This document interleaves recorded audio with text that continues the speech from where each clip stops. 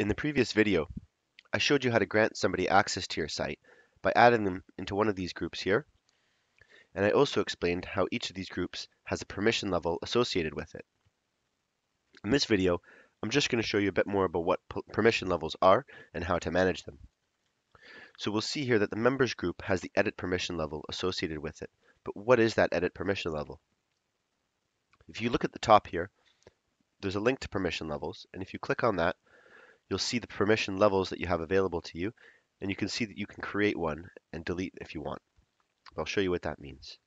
So if you click on the edit permission level, what you'll actually see is that a permission level really is a container for individual permissions. So you can see here that if I give somebody the edit permission level or assign that to a group, what I'm really doing is I'm allowing somebody to add items, edit items, view items, but I'm not allowing them to approve items if I'm using approval.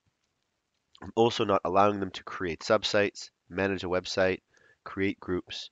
So you can see here that you can actually customize somebody's access with quite a bit of granularity. Now I could edit this, I could untick, delete items or view items or whatever, but I don't really want to do that because this is a default SharePoint permission level and I don't really want to mess around with it. So really, if I decide that the edit permission level, for example, has most of the permissions I want, but I want maybe one or two extra permissions to grant to somebody, what I really would want to do is create a new permission level. If I click add a permission level here, what will happen is I will just get a blank page and I have to start building up my permission level from scratch.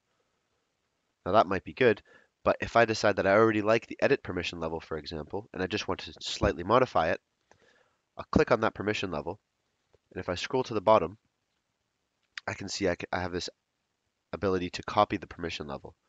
When I click on that, I have the ability to create a new permission level.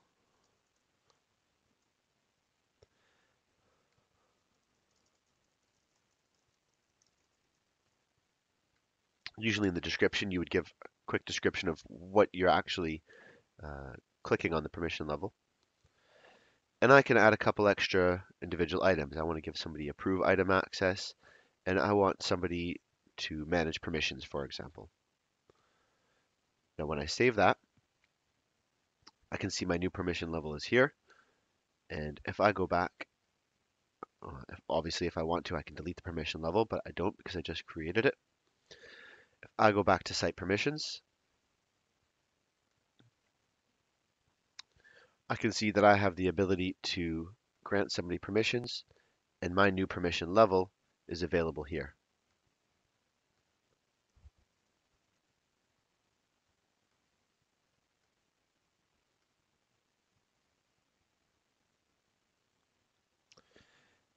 Now when I create this new permission level, that's been assigned to this particular user, but I could assign that to a group as well if I want to.